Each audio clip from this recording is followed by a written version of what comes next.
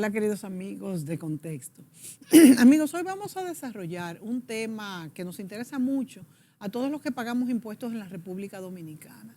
Vamos a explicar cómo funciona la Ley 5123 de prescripción de deuda y procedimiento abreviado de fiscalización, promulgada el 10 de agosto de este año por el presidente de la República Dominicana. ¿En qué consiste? ¿Qué establece? ¿Cuáles son las ventajas que ofrece para los que se acojan?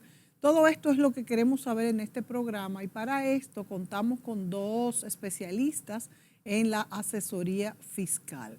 Nos acompañan los licenciados Luis Castillo y Wilson Moscoso. Bienvenidos a este programa. Hola, Mónica. Gracias, Mónica. Señores, el pago de los impuestos muchas veces se ve con miedo. Porque, bueno, entre que cuánto tendré que pagar, cómo tendré que hacer mi declaración, si se me habrá olvidado algo y entonces eso me va a causar moras, intereses. Y realmente nuestro sistema es complicado, por eso siempre necesitamos personas como ustedes a la mano. No solamente que nos hagan las declaraciones, sino también para cualquier duda, para cualquier pregunta, cómo hago esto, cómo hago lo otro.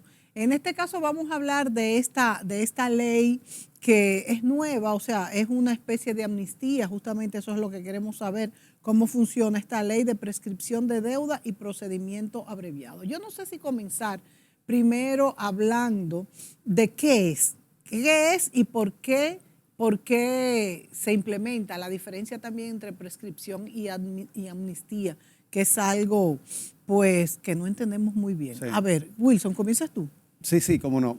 Fíjate, Mónica, hablar de la palabra amnistía, creo que se ha venido utilizando esa palabra muy incorrectamente desde hace años. Por eso fíjate que en la ley no se habla de amnistía, sino se habla de prescripción de deuda. Cuando hablamos de deuda en la administración tributaria, fíjate que los intereses y las moras son sumamente muy altos. Entonces, si te fijas, solamente podemos comparar los intereses y moras que se aplican a las deudas fiscales a las deudas de tarjeta de crédito. Eso quiere decir que son sumamente infinitas. Son infinitas. Sí. Son infinitas. Buena palabra, Castillo. Porque si te fijas, en solo 2 años, si tú tienes una deuda fiscal, en solo 18 meses, en menos de 2 años, ya tú tienes el 100% de la deuda. ¡Wow! Con intereses y moras. El 100%. El 100% solo en 18 meses. ¡Wow! Entonces tú mencionaste una palabra clave cuando comenzaste la introducción, es la palabra miedo. ¿Quién no le tendría miedo a que se genere una deuda y que por cualquier situación se te duplique la deuda solamente en 18 meses? Fíjate que tú cuando tienes un certificado financiero en un banco o en una institución financiera... Para que se te duplique hay que pasar muchos años. Y hago la analogía para que se entienda. O sea, a ti te dan un 9% hoy. Hace 1 año, 2 años estaba en un 6%. Un certificado, un bono a nivel de mercado de valores te puede dar un 10, 12% como mucho. Pero en deudas fiscales estamos hablando de un 67% el primer año. Y luego 61% en los años subsiguientes. Pero es enorme. Es enorme. El asunto es que cuando ya esa deuda llega, o sea, cuando ya te llega la notificación, ya han transcurrido ya esos 2 años. Exacto. O sea, que no es que es al momento. Eso es terrible. Cuando llega, sí, ya tiene generalmente ese es el plazo. Bueno, normalmente las fiscalizaciones deben hacerse dentro de los años no prescritos. Sí, el tema es de que en muchas ocasiones las auditorías presenciales se hacen dentro de 3 años, pero el fallo no es que te llega automáticamente, también te puede durar un tiempo. Por lo menos 1 año te dura. Sí, te puede durar 1 año. Ya las automáticas son más rápidas. Óyeme, pero entonces es leoninas, el leonino, que cuando ya ha pasado un año, ya tú tienes un 60 y pico de intereses acumulados. En un año tú tienes 67% de interés acumulado. O sea que si yo debo 1,000 pesos, debo 1,670. Exacto. Si tú tienes 1,000,000 de pesos de deuda, si tienes 1,000,000 de pesos de deuda con la administración tributaria, al año ya tú tienes 670,000 pesos. Acumulados además del millón. Acumulado aparte del millón. O sea, pero entonces es impagable a menos que no sea una empresa que tiene unos beneficios enormes pagar una deuda fiscal. Es duro. Exacto. Es duro. Por eso ese es el objetivo de la ley. ¿Qué sucede? Y mira, y antes de seguir con el objetivo, fíjate que tú tienes el 67% de interés, entre mora e intereses, 67%. Pero tú tienes que considerar también los anticipos. O sea, que tú tienes el 1,000,000 de pesos que dejaste de pagar por cualquier situación, pero automáticamente tú divides ese 1,000,000 de pesos entre 12 y si dejas de pagar esos meses también, las mismas penalidades le caen a los anticipos. O sea, que no estamos hablando simplemente de que se te duplica en 2 años, en 18 meses, perdón, en 18 meses. En 18 meses, que no son 2 años. Sino que tú tienes interés, tú tienes anticipos que también se te van a duplicar. Así es. Entonces no estamos hablando de 67%, estamos hablando de unos porcentajes que son infinitos, como dice Luis Castillo. Pero yo te digo, mira, siempre es importante a las empresas contar con personas que le puedan ayudar, con asesores, porque es que al final les sale mucho más económico. Los asesores salen gratis, yo siempre lo he dicho. Claro. ¿Por qué? Porque es que mira, los costos ocultos que las empresas tienen por desconocimiento, no es que están evadiendo. Exacto, no es que estén evadiendo, que es lo peor. No estamos diciendo, mira, están evadiendo, no. Es simplemente un desconocimiento de aplicación de la ley que no saben que ese costo está ahí. Entonces, dicen, no, yo no necesito porque creen que en solo mandar los formularios ya están cumpliendo. Exacto. No, es sí, que así es. siempre se necesita porque es que nuestra ley es muy fuerte. Ahora bien, antes de que sigamos con el tema, a mí lo que me preocupa es que la mayoría de las personas tienen inclusive, bueno, algunos los hacen ellos, mandan los formularios, que ahí también hay un margen para equivocaciones, y otros tienen un contable básico, que también no tienen el manejo de las leyes. Entonces, pueden cometer muchísimos errores. Sí. ¿Y cuánto le va a salir a esto, a un microempresario, a compañías que a veces no tienen ni siquiera empleados? Entonces salen del mercado. Totalmente. Sí, porque es que ya no pueden hacer nada, ni personalmente, porque ya todos tienen un compromiso. Ni personalmente. Ni personalmente. No, y fíjate algo, Mónica. La misma administración tributaria está consciente de que hay empresas que tienen deudas que duplican, triplican el capital de esa empresa. O sea, el capital y los activos. No estamos hablando simplemente de capital, estamos hablando de activos que te suman también las otras deudas. Así es. De los suplidores, deuda financiera.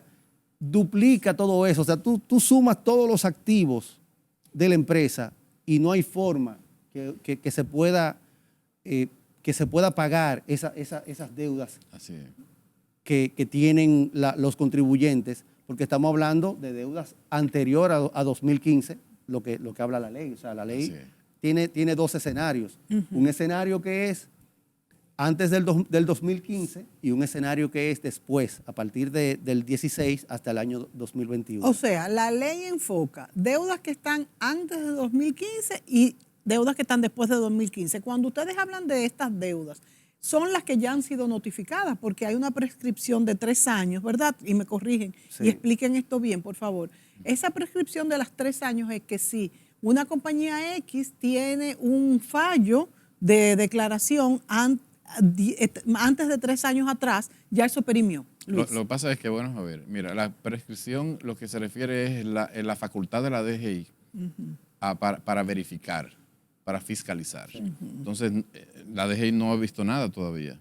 Si no ha visto nada, pues entonces no existe ningún compromiso formal aún. Sí. ¿Te entiendes? Pero ya si la DGI dentro de sus años no prescritos verifica, pues entonces ya la deuda no prescribe la deuda. Sí, pero si pasaron 3 años y no te mandaron una notificación, ya prescribió. Ya prescribió. Entonces, si te mandaron una notificación, aunque fuese hace 10 años, va a continuar vigente. No, vamos a ver. Normalmente cuando existe una notificación dentro de los años abiertos, ¿no? De esos 3 años. Exacto, bueno, pues entonces ya la DGI o lo hizo una fiscalización de escritorio, que esa es la que normalmente se está usando. Exacto. Ya para las empresas grandes ya son presenciales, pero lo hacen dentro de ese periodo.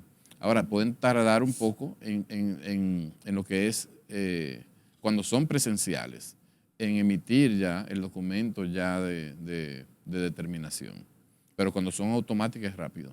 Cuando son automáticas, Sí. que es el mismo sistema que ya lo tiene todo. Cuando son las inconsistencias. ¿Cuánto tiempo debe de guardar una compañía o una persona física que declare sus facturas, por ejemplo? ¿Cuánto tiempo? Mira, lo que pasa es que tenemos varias leyes. Sí. Comercio, DGI, lavado de activos, dicen que son 10 años. 10 Sí, años. la DGI es clara y dice que son 10 años. Ajá. Pero ¿por qué 10 si a los 3 años prescribe? Sí, lo que pasa es que también tú no sabes qué puede pasar en el tiempo. Exacto. Entonces es importante, si en X momento se cuestiona algo, entonces se necesita ver el origen de dónde sale. Por ejemplo, yo te voy a decir un caso fácil. Empresas que tienen saldo a favor de ITEVIS, ¿ok? Por X motivo han acumulado mucho saldo. No existe forma, porque si son exportadores, si son empresas, por ejemplo, de vigilantes, no existe la forma como van a poder compensar. Sí. Entonces, ¿qué resulta? De que para poder en algún momento solicitar un reembolso de la ley, deben buscar las documentaciones, el origen de dónde surge ese saldo. Sí, Entonces, aunque estén prescritos, sí es verdad. Y no basta con la declaración que se ha presentado. No, porque Eso las es declaraciones prueba. normalmente son valores electrónicos, sí, o sea, son son números. ¿Y esas códigos. facturas que se borran? Se necesitan, bueno, es que por eso se debe tener siempre escaneado todo o sacar copias. Ya eso va a cambiar. Luego en otro programa hablaremos sobre la facturación electrónica que viene pronto. Eso va a cambiar. Eso va a ayudar muchísimo. Va a cambiar porque ahí poco necesitarás en físico. Pero de momento lo que se recomienda es, cuando sabe que se va a borrar, sácale copia o scan. Y un punto importante, Castillo, es que existen los amarres electrónicos que hace la DGI. Sí. Se supone que una empresa que vende, la otra parte, el suplidor, tiene costo. Así es. Entonces, eso ayuda bastante, pero en el caso de que exista una inconsistencia, entonces de ahí es que viene que se debe de conseguir las documentaciones. Pero van a existir las electrónicamente esos amarres que están ahí. Así es. Vamos a continuar entonces hablando de en qué consiste y cuál es el objetivo de esta ley de prescripción de deuda y procedimiento abreviado. Esto vamos a explicar desde el mismo título, Wilson, que tú comenzaste. Vamos a ver. Bueno, cuando habla de prescripción de deuda, vuelvo y te digo, la administración lo que está buscando es ver cómo se limpia todas esas deudas que tienen los contribuyentes de años. Y por la misma razón que te decía, no hay forma de cobrarle a una persona que técnicamente esté quebrada. Claro. O sea, cuando hablo de quiebra técnica es porque si yo tengo en mis libros, en la cuenta corriente, recuerda que existe una cuenta, al igual que los bancos, la Dirección de Impuestos tiene una cuenta corriente en donde tú tienes, o sea, en lo que es la oficina virtual, en donde se tiene a cuáles son las deudas y cuáles son los saldos a favor que tiene cada contribuyente. Entonces, si hay un contribuyente que tiene una morosidad de años, eso incluso para los fines de la eficiencia administrativa, para ello, para medir esa eficiencia, para ello eso es... Porque ellos lo siguen teniendo en cuenta corriente, como que va a entrar en algún momento. Claro, exactamente. Para la misma administración es negativo, porque para los fines de los índices de medición, para ¿Y ellos. deficiencia? Y deficiencia, exactamente. Esa es la palabra. Uh-huh. O sea, índices de eficiencia, para ellos eso es muy negativo. Entonces lo que se quiere es de alguna manera desaparecer todas esas deudas. O sea, pero claro, no es tan sencillo como decir, porque existe la palabra barrida que está en la ley. Se van a hacer unas barridas para ir limpiando todas esos balances que están ahí. Pero no es tan sencillo porque existen situaciones de empresas, de personas físicas que tienen sentencias que de alguna manera no se pueden aplicar. Entonces el sistema está creado, justamente esos procedimientos que tiene la ley, está creado para que todas esas personas que tengan alguna situación, ya sea situaciones penales o situaciones de falta de declaración. Pues, cuando hablas de penales es que ya se le ha probado la falta. Exacto. O están en algún proceso legal. Sí, porque porque puede ser que estén en algún proceso legal. Por ejemplo, mira, si existe, que muchas personas no lo saben eso, en un proceso de fiscalización, ya la DGI ya ha notificado. Sí. Entonces el contribuyente tiene derecho a defenderse, Sí. ir a un tribunal. Exacto. Y todo eso. Pero que resulta que muchas veces se pasan los plazos vencen. Y que resulta de que ya es una deuda real.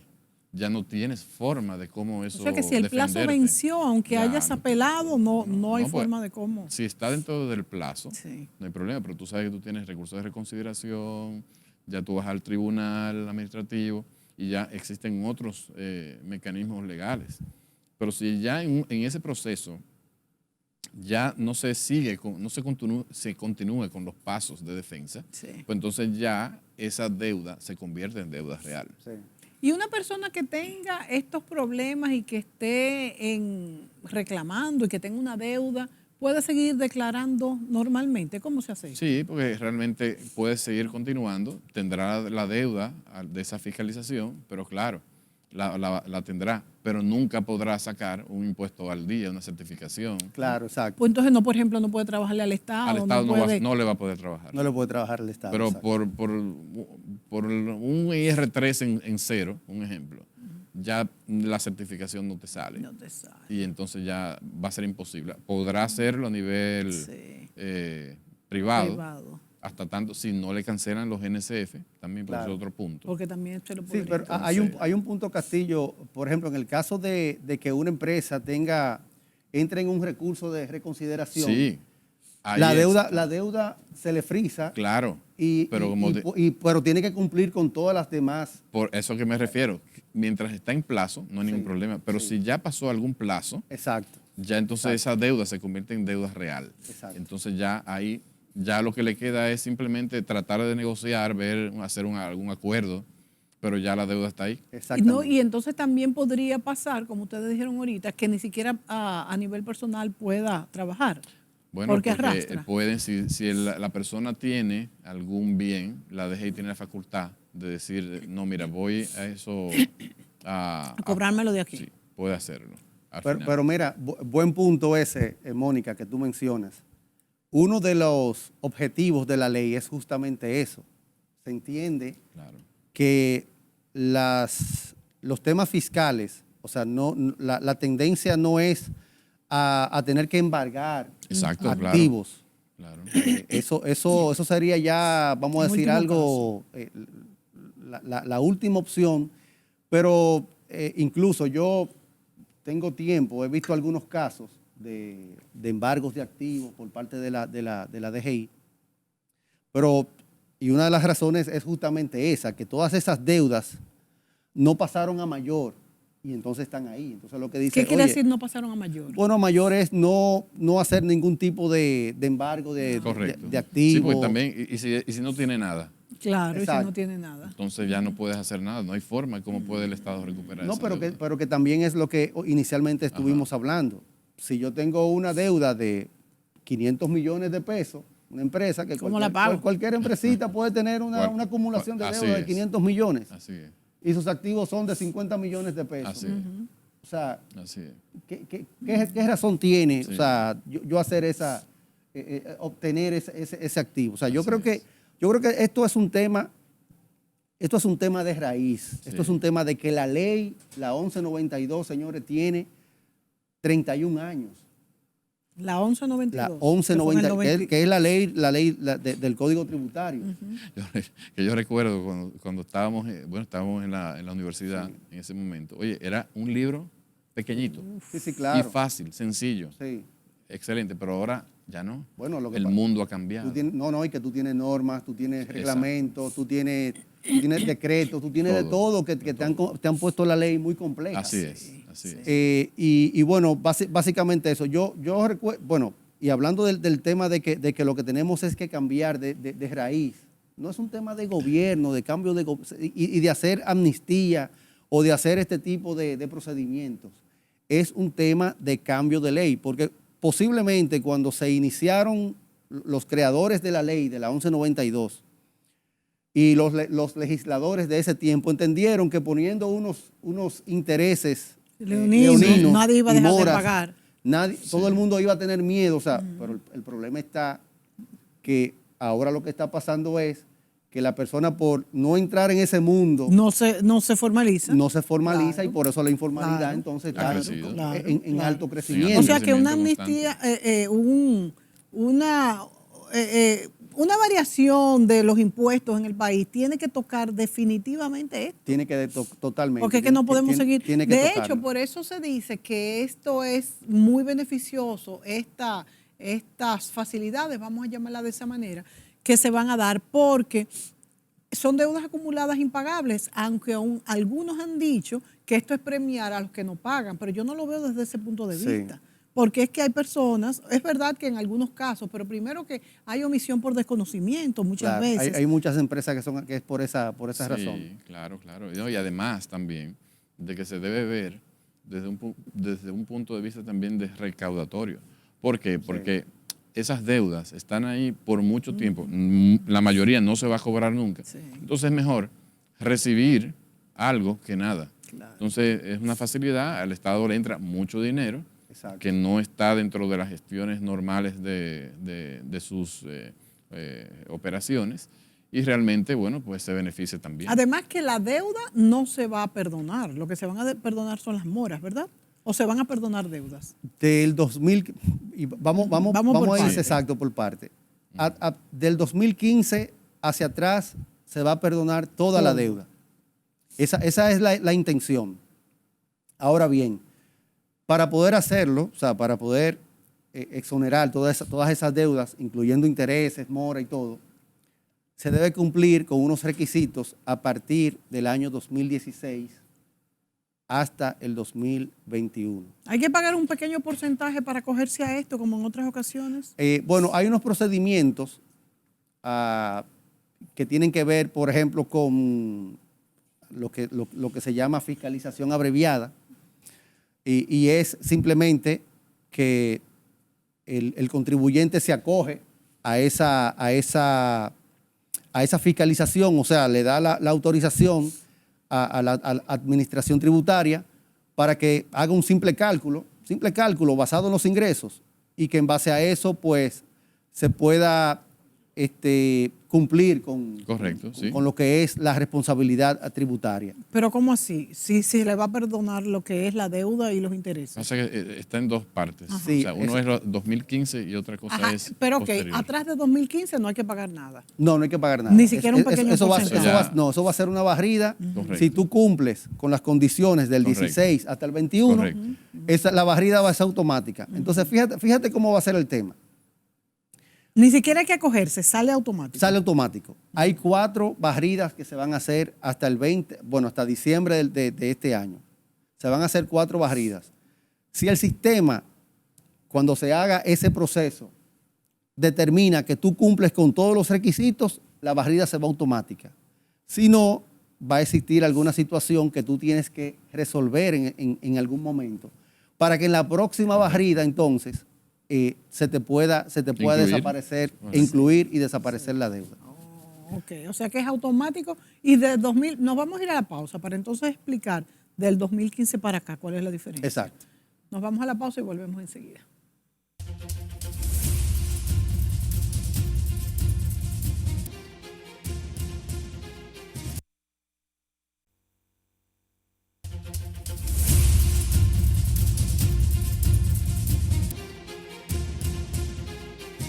Amigos, cuando hablamos de impuestos, se dice, bueno, que la DGI tiene una voracidad fiscal. Ustedes han escuchado ese término. Yo lo he escuchado mucho y yo lo voy a poner para el otro lado. Yo creo que todos los contribuyentes tenemos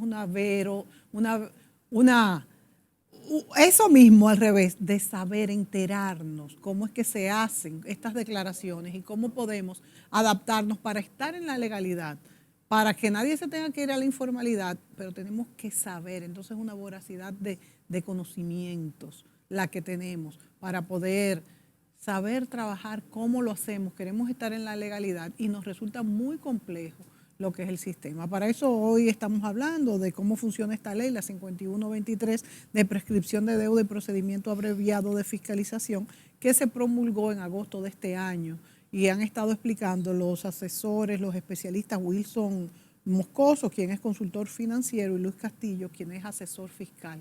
Ellos son los que nos pueden guiar de la mano para nosotros entender mejor todas estas cosas que son procedimientos que nos resultan bastante complicados, ¿por qué no decirlo, verdad?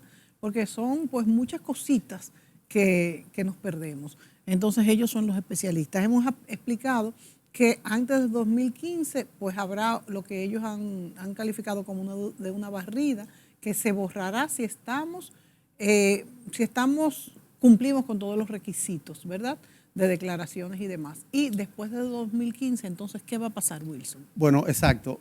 Como te decía, ya a partir del año 2016, si tú has ido presentando todas tus declaraciones y no tienes ninguna omisión o algún problema legal a nivel, vamos a decir, a nivel penal, algún tema que la DGI o la Administración Tributaria indica, o sea, determinó que tú de alguna manera hiciste algún tipo de evasión y están dentro de un proceso legal, pues tú puedes formar parte de esa barrida que se va a hacer a partir del 2015. ¿Y cómo se va a hacer esto? Sencillo, o sea, tú tienes dos formas. A partir del 2016, tú tienes lo que se llama la fiscalización de escritorio o la fiscalización abreviada, que, como te decía, simplemente se va a hacer un procedimiento mínimo para que tú puedas cumplir con con lo que son tus declaraciones de impuestos. Por otro lado, bueno, en ese caso... ¿Qué es un procedimiento mínimo? Y ponme un ejemplo. Por ejemplo, existe lo que se llama la tasa efectiva de tributación, que es, vamos a decir, es como una especie de... Un parámetro. Es un parámetro que se toma por sectores. Como media, Exacto, por sectores o por mercados. Y entonces, en base a eso, se calcula ese porcentaje a los ingresos y se te aplica a tus declaraciones, ya sea de IR2, de IR1, y se te hace mucho más fácil. ¿Y entonces se paga de eso un porcentaje? Bueno, no, se te hace ese cálculo y lo que va a suceder es que los intereses y moras que tú puedes tener desde el 2016, que pueden ser muy altos. Así. Pero si tú sabes que lo tienes, pero el que no lo tenga... no, porque automáticamente tú vas a tener una declaración que la administración te la va a calcular y te lo va a agregar en lo que se llama la cuenta corriente de tu oficina virtual. Entonces, esa base más los intereses y moras se te van a perdonar al 100%. Y solo vas a pagar el 70% de la base que se te calculó.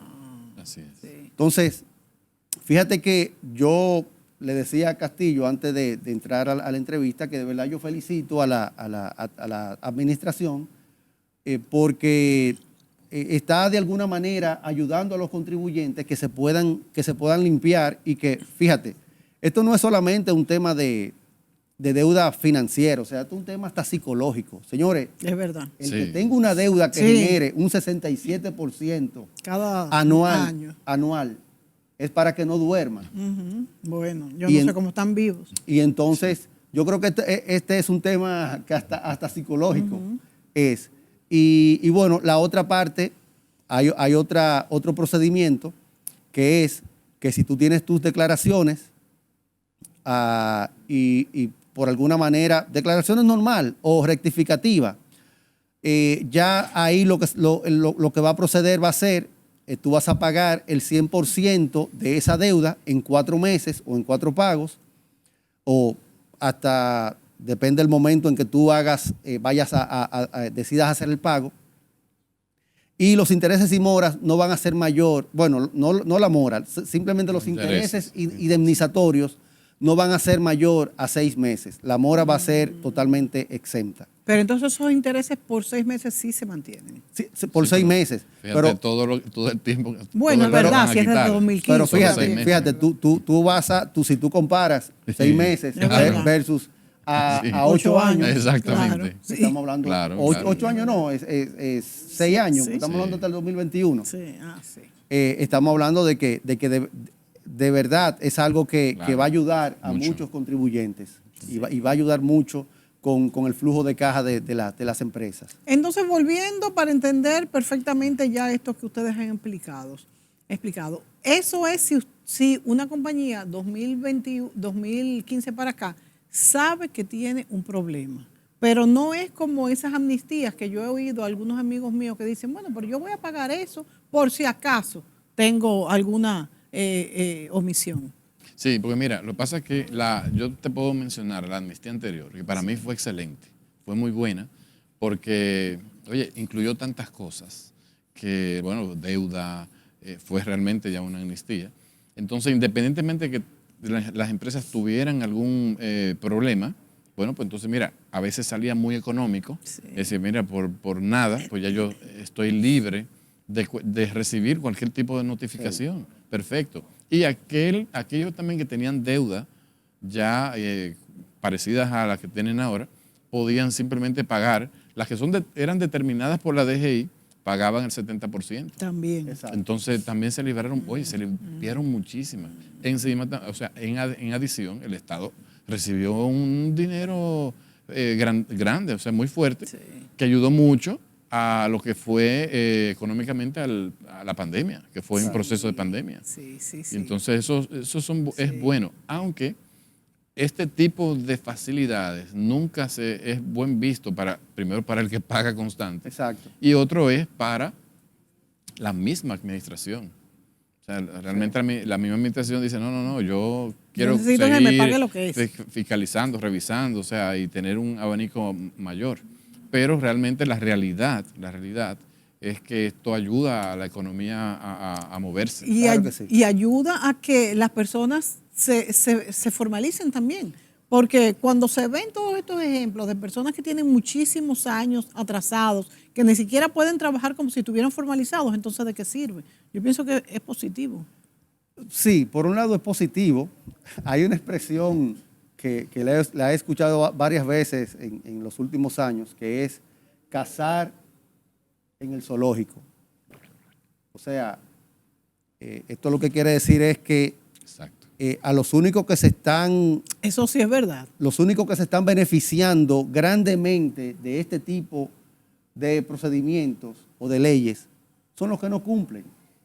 Los que cumplen no tienen ningún beneficio, porque al final están cumpliendo con sus deberes fiscales. Pero yo lo veo también desde otro punto de vista, y es que no solamente no cumplen, yo creo que son más los que no cumplen por desconocimiento, a los que no cumplen por querer hacer una marrulla, como decimos nosotros los dominicanos. Porque ustedes como asesores fiscales, esas personas, bueno, esas matemáticas financieras que se hacían en tiempos de las quiebras de los bancos y todo eso, yo creo que ya eso no se hace más. No sé, no lo sé. Y el que haya hecho esa matemática financiera quizás la ha hecho también, que no se lo van a descubrir, pero yo digo, el común de los contribuyentes, generalmente cuando no cumple es por desconocimiento o por omisión. Mayoría, imagínate la mayoría, unos jóvenes que funden una empresa que sea buena, que sea rentable, con buenas ideas, ya está desmotivado. Claro, imagínate. Claro. Y ya está quebrada si tiene un error. Porque una persona que tiene jóvenes, algunos jóvenes que cuando salen de la universidad, o no tan jóvenes, el que sea, que tiene una empresa que en vez de estar asalariado, pues es un innovador y tiene una empresa de vender, qué sé yo, lo que sea. Y tiene un pequeño margen que casi es lo que, vamos a suponer, de esta gente que tiene una compañía y se gana 100 o 200 mil pesos mensuales. Sí. Y le viene un problema como ese, ¿cómo lo paga? Es que es complicado, pero mira, es que yo te puedo decir, este país era un paraíso fiscal antes del 2006.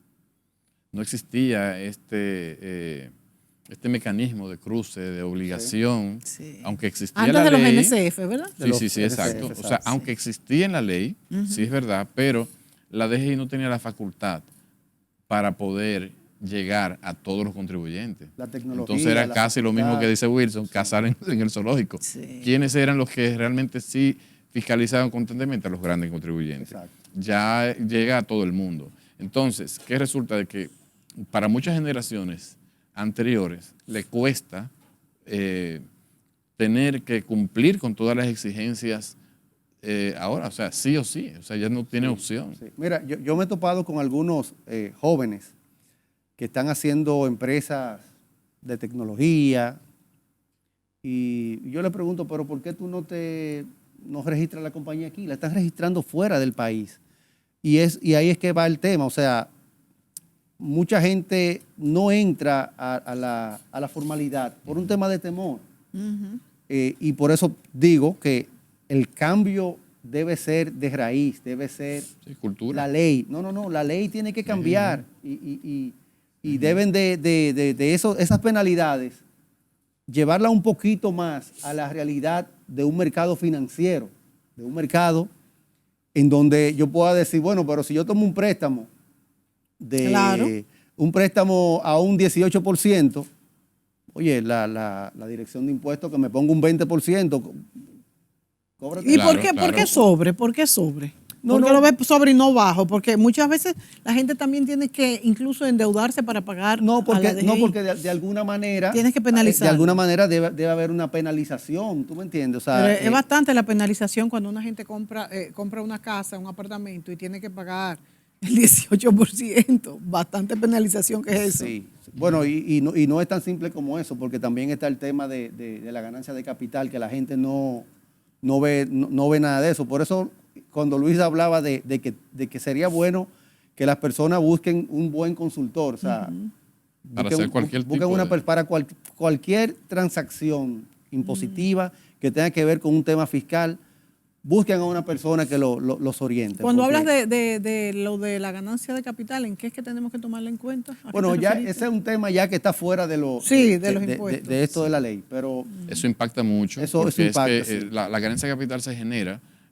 con la diferencia de la compra y la venta de cualquier bien, ya sea un inmueble, acciones. Entonces muchas personas no toman en cuenta eso. Y que hay un tope de precio en la dirección de impuestos, que de ahí en adelante tú tienes que pagar un IPI, tienes que pagar unos impuestos ya. Sí, o sea, que esa cultura, muchas personas tienen el desconocimiento de cómo es que deben manejarse. Y se le van acumulando esas deudas sin saberlo. Así es. Pero mira, Mónica, otro punto importante que no se puede quedar es que la ley no habla de amnistía para el sector privado, pero sí habla de amnistía para el sector público. Y es algo que hay que resolver, porque hay muchas instituciones gubernamentales que no han estado pagando. Exacto. Y entonces ahí sí, cuando hablamos ahorita de que amnistía está relacionado a delito, sí, yo podría decir que la palabra amnistía para lo que es el borrado de deuda del de las instituciones del Estado, ahí sí aplica. Y déjame decirte, la gente dirá, bueno, pero si una institución le tenía que pagar a Luis Castillo como profesional y le retuvo el 10% y le retuvo el 18% del ITEVIS, al final eso no tiene ningún sentido, porque si va para el Estado es lo mismo. Es lo mismo. No es lo mismo. O sea, hubo una violación. ¿Por qué?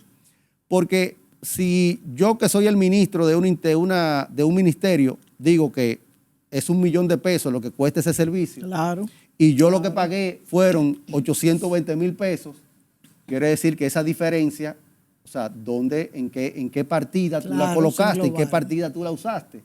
Entonces, hay una parte importante de la ley que sí es importante que se haga, pero hay otra que no me gusta mucho. Y déjame decirte cuál es. Borrar todas esas deudas, hay que hacerlo.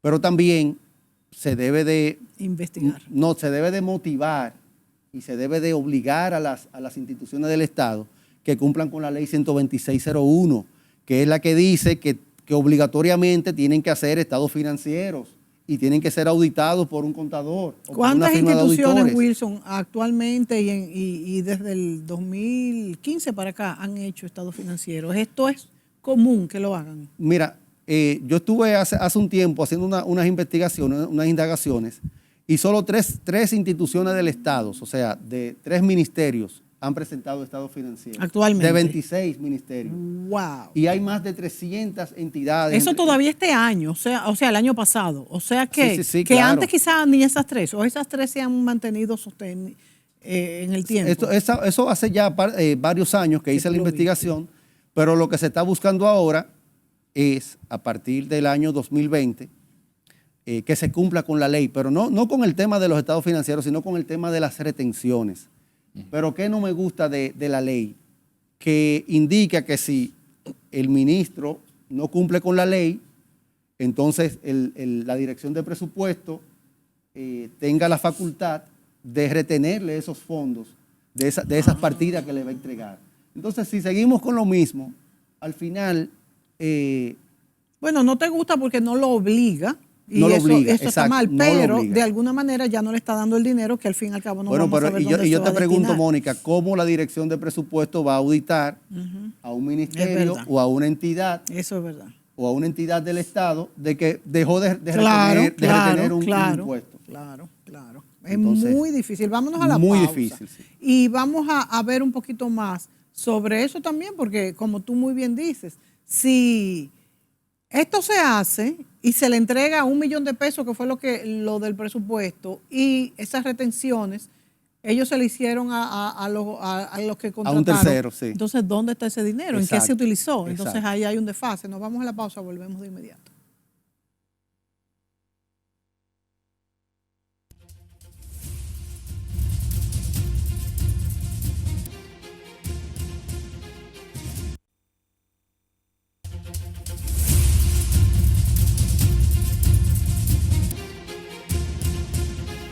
Amigos, continuamos con este tema sobre cómo elaborar nuestras declaraciones de impuestos y hablamos en este caso, cómo utilizar estas facilidades que nos está dando la DGI a personas específicas que ya hemos ido hablando en este programa. Dentro de las complejidades del mundo de la declaración fiscal, me gustaría brevemente así hablar de las fechas. Una de las causas por la cual esto es complejo y hay que hacerlo puntual es eso, de que hay fechas para cada cosa. Durante el mes tenemos fechas específicas que no nos podemos pasar porque si no podrían venir estos pagos extras, multas o como quiera llamársele, por mora. Por ejemplo, Luis Castillo, asesor fiscal, me gustaría que brevemente tú dijeras cuáles son las fechas claves durante el mes en que se hacen estas declaraciones. Mira, yo diría que el mes completo se está trabajando para las instituciones. Porque mira, vamos a iniciar el mes. Ya los 3 primeros días debes tener listo, haber declarado y pagar la TCS, la Seguridad Social. Luego viene el día 10, donde vas a pagar los IR3, que son las retenciones de empleados, y también el IR17, que es donde vas a retener los impuestos ahí de las personas físicas, de los servicios. Pero viene el día 15. Wow. El día 15 ya llegan los anticipos. Entonces ya el día 20 tienes que haber enviado 606, 607, bueno, todos esos Oye, pero es documentos electrónicos, declarar el ITEVIS y pagar. No se hace todo el mismo día, yo creo que fuera No, porque es que realmente el ITEVIS tú no lo puedes, además del asunto de flujo de caja. Es un tema de flujo. Sí. O sea, y ambos se deben trabajar.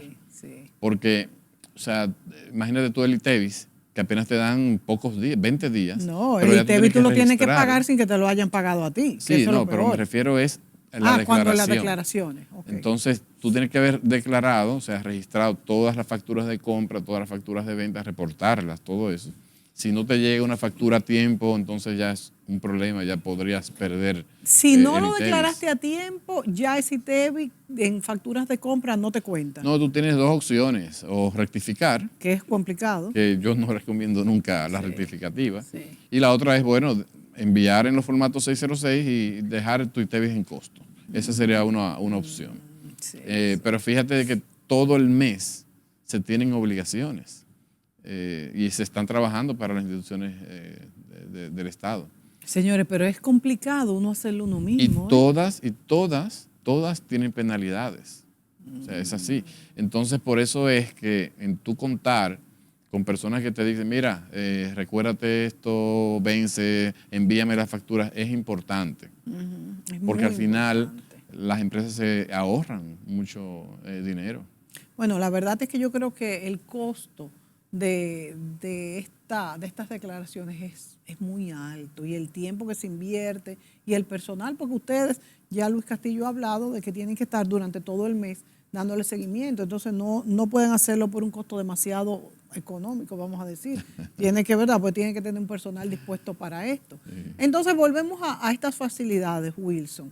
¿Quiénes aplican? Vamos a decir un poquito más al dedillo quiénes aplican. Hablamos del problema del gobierno, de que es, vamos a decir, una dualidad, una contradicción de que empresas del gobierno no hayan pagado, no estén al día en sus estados financieros y en su contabilidad fiscal, porque se supone que es para el mismo gobierno, y como muy bien tú dices, bueno, pero si es como quiera para la administración pública, no importa, pero hay un descontrol ahí de los gastos. Hay una violación, exacto. Hay una violación definitivamente en los temas de presupuestos, y yo diría que hacer investigaciones ya de esas faltas del 2020 hacia atrás, no sé si tendría sentido, pero vuelvo y digo, lo que la ley indica ahora es que si siguen existiendo esas faltas, entonces la Dirección de Presupuestos y Hacienda son los responsables de que se cumpla con la rebaja de esas partidas que se entreguen. O sea, sería presupuesto directamente que tendría que ver con esto. Sí, y no creo que sea prudente. Que puedan, porque no, como tú dices, ¿cómo van a fiscalizar eso? Exacto. Es muy difícil. Yo creo que deberían de iniciar con la ley 126.01, obligando que todas las instituciones del Estado presenten sus estados financieros. O sea... Además, todo ministerio tiene un departamento financiero fuerte. Todos tienen, entonces, ¿por qué no se hace? Todos tienen ¿Y cuál departamentos? tú crees que es la causa de por qué esto no se ha hecho? Porque si vamos a que cuando yo, que soy una cucarachita en cuanto, un mosquito, ni siquiera cucaracha, en cuanto a fiscal, lo puedo hacer una cosa por omisión porque no sé, pero el Estado puede ser que lo haga porque no saber, por descuido, por pereza. Yo creo que es un tema de obligatoriedad. O sea, sí, debería de... Bueno, ahí está la ley. Sí. Lo que pasa es que... Leyes hay muchas y no se cumplen. Se debería, por ejemplo, en el caso de la Contraloría, el caso de la Cámara de Cuentas, deberían obligar a que esos estados financieros existan. Sí. Pero lamentablemente no se ha hecho así en los últimos años. Y vuelvo y digo, yo creo que los últimos, desde el año 2001 que existe la ley, la 126.01, no creo que más de 3 hayan pasado. Muy fuerte, muy fuerte. Wilson, no quiero que se me quede un poco desglosar a quién va dirigido estas facilidades de esta ley nueva, que prescribe en diciembre, ¿verdad? El 20 de diciembre. Hasta el 20 de diciembre va a haber tiempo para esto, de manera que pueden comenzar a hacer sus diligencias, los que no han comenzado, si es que lo creen prudente. Y justamente eso es lo que te quiero preguntar. ¿Hasta qué punto es prudente que una compañía X que no ha sido llamada y que cree que no tiene ninguna omisión se acoja a esto? Bueno, el punto de la omisión, ahí yo no creo que haya inconveniente, porque simplemente la deuda debe estar en la cuenta corriente. O sea, todo lo que se va a exonerar, vamos a decir, que se supone que lo van a prescribir, tiene que estar contemplado, ya notificado. Notificado, exactamente. O sea que una gente que no tiene ningún problema no tiene por qué hacerlo. Entonces hay unas declaraciones que son de naturaleza, vamos a decir, declarativa, así se les llama, que son las que se presentan en la página virtual. O sea, todos esos impuestos que se presentan en la página virtual, o sea, todos esos impuestos aplican. Ahora, hay unos que son de naturaleza presentativa, como por ejemplo una transferencia de una casa, pago de impuestos de un vehículo, sucesiones y ese tipo de impuestos, nada de eso aplica. Bueno, incluso el tema de las multas no aplica. Sí. O sea, una multa que te haya puesto la administración de impuestos, eso no aplica, ¿no? Porque una multa ya es algo por una violación que se cometió. Correcto. Tú hablaste ahorita de las bancas de apuestas. ¿Qué va a variar con estas personas? Hay un tema con las licencias de las bancas de apuestas. En un momento determinado se formalizaron miles y miles de bancas y muchas de ellas no pagaron el impuesto, esos impuestos, y están, al igual que las retenciones de las empresas del Estado, pues también se está haciendo una especie de barrida con ellos para limpiarle sus deudas. ¿Qué impuestos no pagaron los anteriores? Son licencias, licenciamientos. Tiene que ver con temas de licenciamiento. Pero sí están pagando actualmente ya lo que les corresponde. Bueno, actualmente no sé si lo están pagando, pero sí tienen grande ese, sí tienen desde años con deudas muy, muy grandes también. Bueno, la verdad es que creo que ha sido un magnífico programa. Hemos entendido bastante bien este sistema que es bien complejo. Señores, tenemos que entender esto porque la fiscalidad es un hecho en nuestro país, en el mundo, y tenemos que cumplir con nuestros compromisos de manera que enterémonos mejor, porque muchas veces por desconocimiento se cometen errores que cuestan dinero y el dinerito da bastante trabajo de conseguir. Muchas gracias a Luis Castillo, a Wilson Moscoso, a ustedes amigos por sintonizarnos y será hasta la próxima. Gracias. Bye.